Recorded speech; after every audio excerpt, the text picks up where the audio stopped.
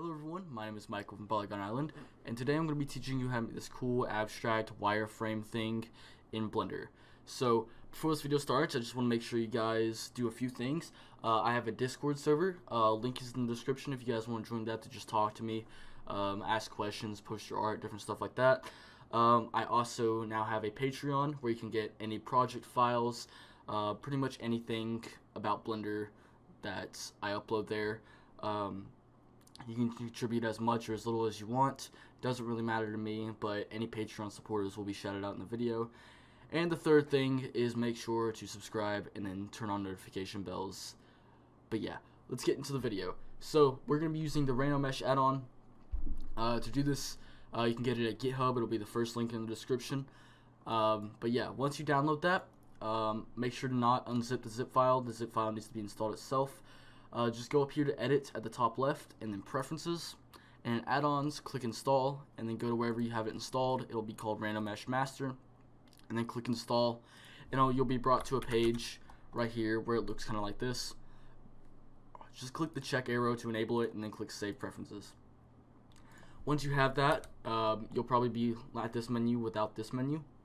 Just click N and you'll notice you have a new tab right here called Random Mesh. So with Random Mesh, we have a bunch of settings right here, but it's not going to do anything unless we have an actual mesh for it to use. So we're going to go ahead, and if you haven't deleted your default keyboard already, delete it by hitting delete on your keyboard or X and then pressing delete. But we're going to shift A and we're going to add a UV sphere. We're going to scale it up by about 5 and hit ctrl A and then apply the scale. So once we have that now, we're going to hit Control 1 on our keyboard to give it one subdivision, turn render down to one subdivision, and then click apply. So with Random Mesh, it's very important not to have a ton of geometry because it can really slow things down. It will work with more geometry, but depending on your computer's hardware, it might take a while to generate. So I found for tutorial sakes that one subdivision is enough to get the effect. So I'm going to go ahead and then turn off smoothing and then put everything else on except for smoothing, and then we're just going to click destroy that mesh. So it might take a second because it has to generate all the new geometry and random subdivisions it's doing, and once we have that, we have something like this now. So with this, we have our original sphere, which is right here. We can scale it down or scale it up, do something like this. We have this sphere, which is the kind of actual outside of wireframe, and then we have another sphere, which is on the inside. So we can go ahead and delete our original sphere, and so now we just have this one sphere with all this random geometry on the other side. So what we're going to do from here is we're going to select both of these spheres by shift clicking, and we're going to bring them up, and we're just going to kind of rotate them to where it looks kind of like that. And then once we have that, what we're gonna do is we're gonna click and select our actual wireframe stuff. You can like scale it out to make sure it's selected, and then Control Z to put it back. But we're gonna select our actual wireframe and our weird geometry right here, and then we're gonna go to our materials tab, add a new material, and then make the base color black. You can make the roughness a little bit down to maybe 0.19, and yeah. Go ahead and switch your render engine to cycles because that's what we're going to be using, and then GPU compute. If you're rendering on GPU, if you're rendering on CPU, you can keep it on CPU, but if you're rendering on GPU, put it on GPU. And so now we have this. What we can go ahead and do is we can add wires coming off of it. So we're going to shift A, and then under curve, we're going to add a bezier curve, and basically we're just going to RX90, RZ180, or not 180, RZ90, and then RZ90 again. And then we have this curve, and so what we can do from here is hit tab to go into edit mode, and you have these handles. This is basically like the pen tool from Photoshop if I had to compare it to something. But yeah, you can use these handles to shape it. You can hit E to extrude it out. And so yeah, we're going to have these curves, and then we're going to go over to geometry, or the geometry tab right here, or your object data properties, this little curve icon.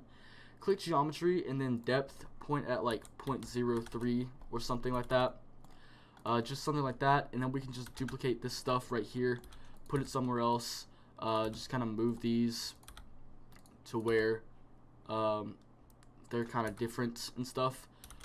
Yeah, you can make them smaller if you want, Maybe this one needs to be smaller. This one, you could like delete that segment and then just kind of do this. Just kind of do something like that to where we kind of have all these wires coming out of it like so.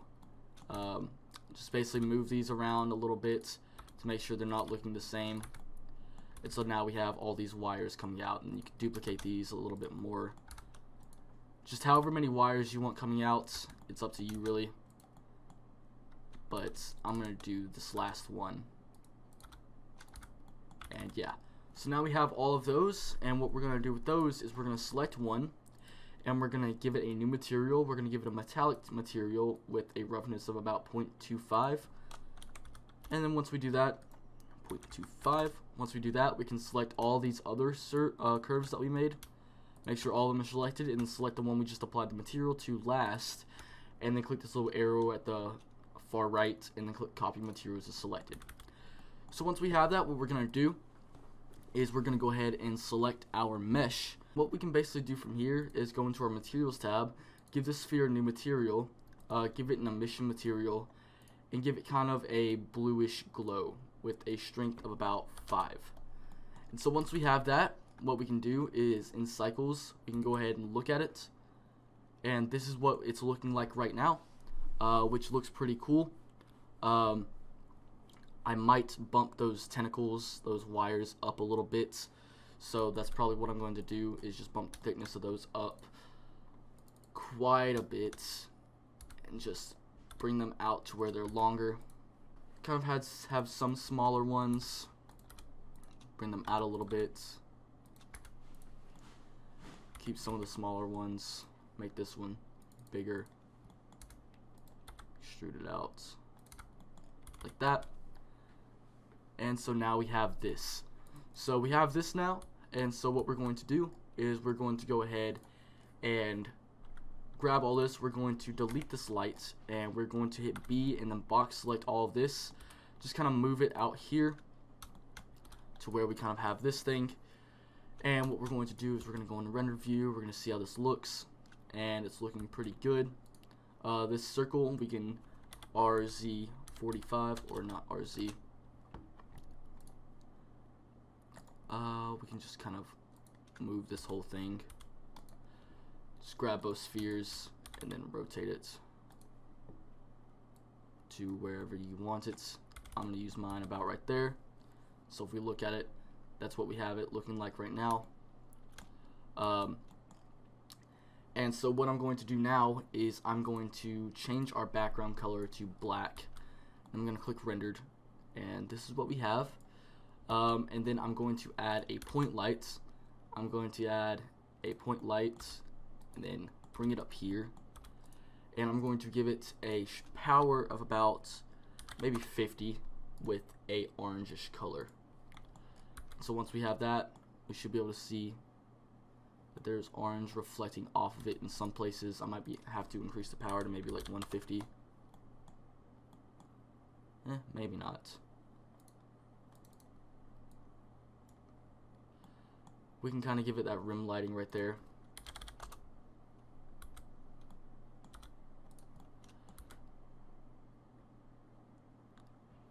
That kind of rim lighting right there. Then we can duplicate this up where it's also giving some more rim lighting to where we kind of have something like this. We can also increase the strength to maybe 1,000. This is just giving it some more lighting detail, so we can have this like rim light kind of stuff. And then I'm going to add one more point light, and I'm basically just going to duplicate this behind right here to where the tentacles are illuminated. So something like that. Now the tentacles are kind of illuminated. We can click these and scale them up a little bit.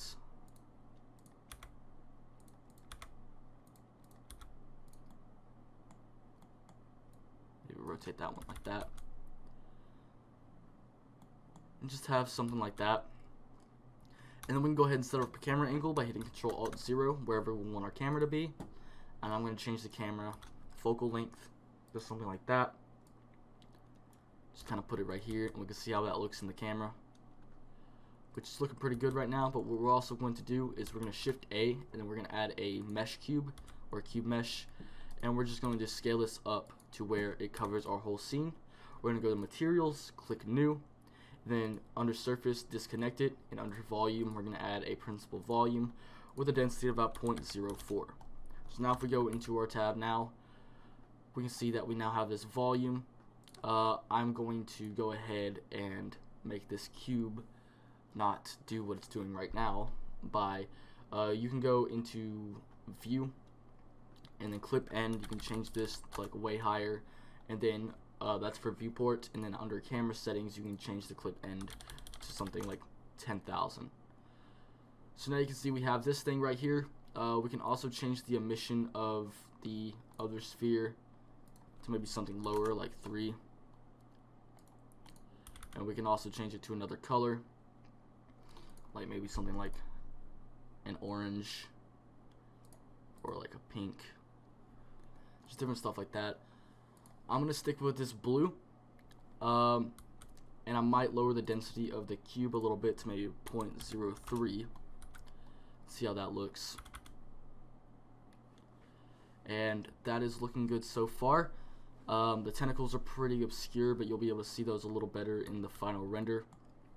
And also what I'm going to go ahead and do is duplicate these to where they're going up the entire mesh and not just kind of in one spot. So something kind of like that. And now we have this. So what we can do now is we can go ahead and add a kind of ground type thing going on. So what we're going to do to add that is shift A, add a plane. We're going to scale the plane up by about 10 or maybe 50.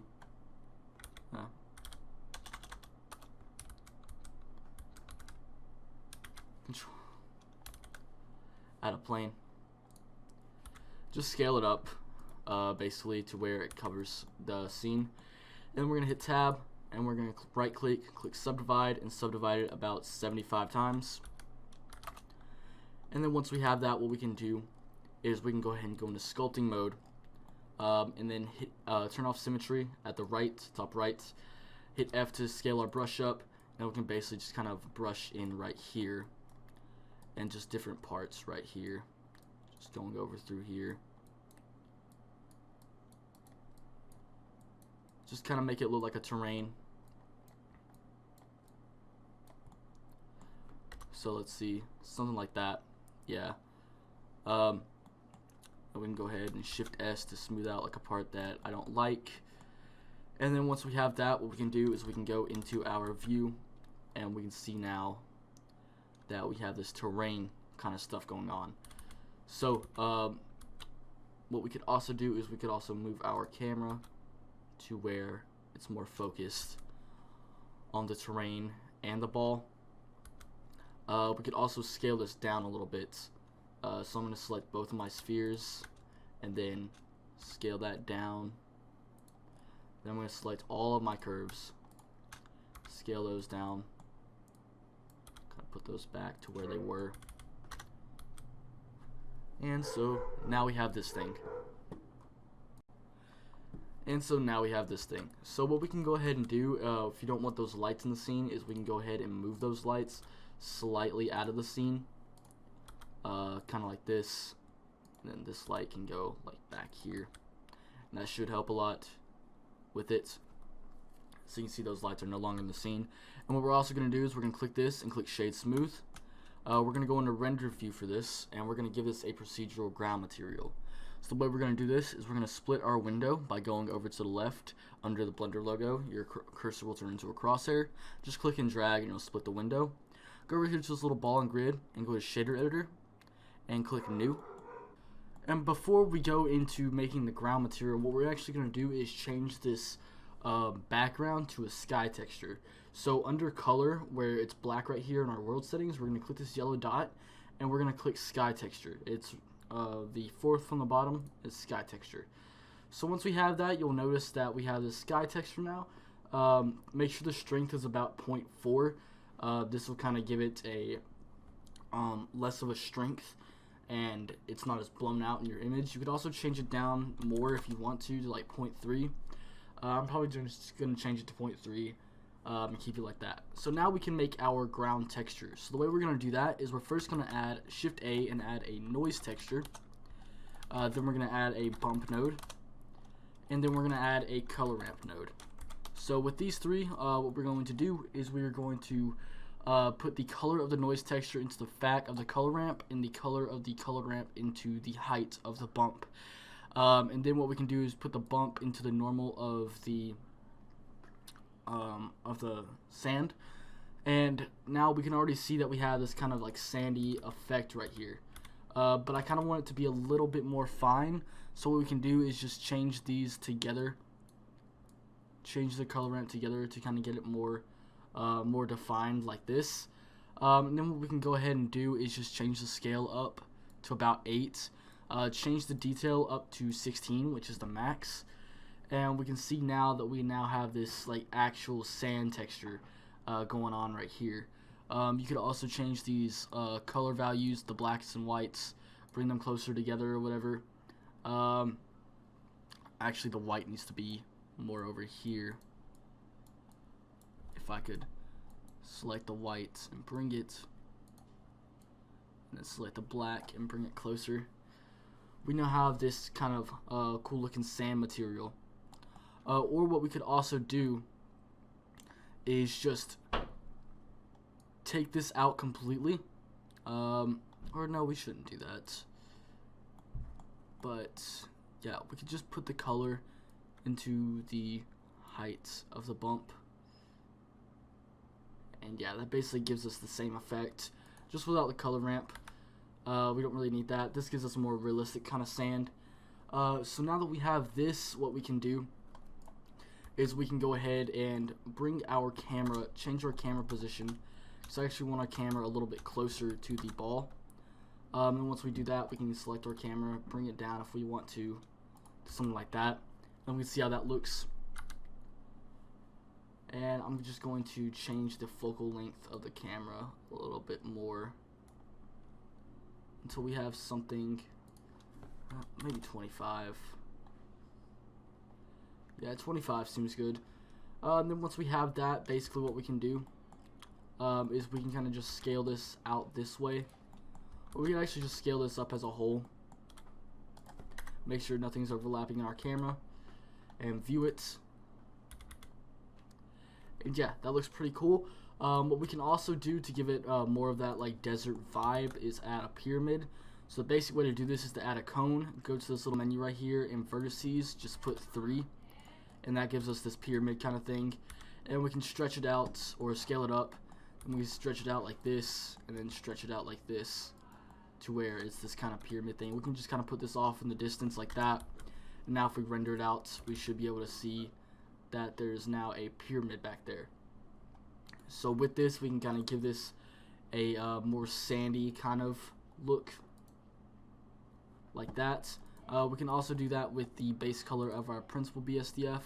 We can give it more of a sandy color, something like that maybe.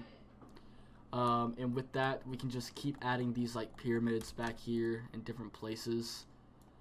Maybe we'll make some bigger, but make some smaller, and just yeah, have like a composition like that. And then we can go into our render view, and we can see what that's looking like right now. And so that's looking pretty cool.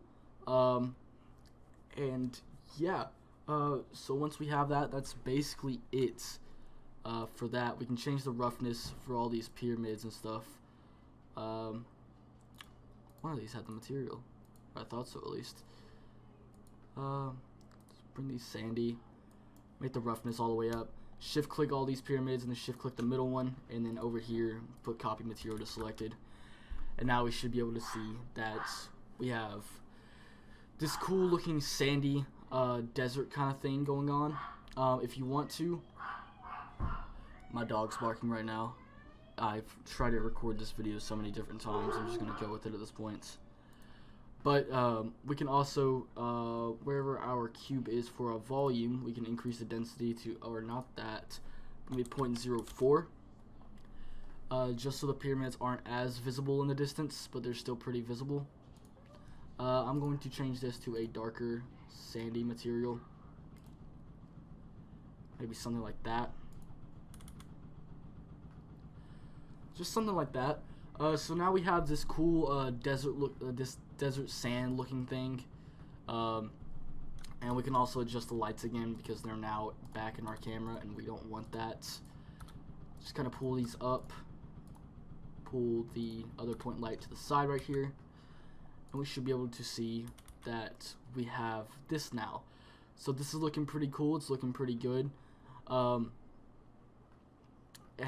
yeah, with these materials right here, or the lines right here, what we could try to do is add an area light and just kind of put this over pointing toward those things, and then put the power at like 100 just to see if it gives any extra emphasis to those, which it does. You can't really see it in this, but it is definitely giving more emphasis on those tentacle kind of things right there. So with this, now the render is pretty much completed. All we have to do now at this point is to just kind of render it out. So the render settings, I'm going to use 750 samples. Performance, since I'm rendering on GPU, I'm going to use 256 by 256 tiles, pixels on their tile size. If you're using CPU, just use 64 by 64, and yeah. So once you have that, all you have to do is just hit F12 and it'll start rendering. So I'll be back once this renders. So the render is now complete. It took about 18 minutes, and something happened with this render that I would like to point out because it doesn't happen very often. There are these white specks in the render. This is not noise, this is what's called fireflies.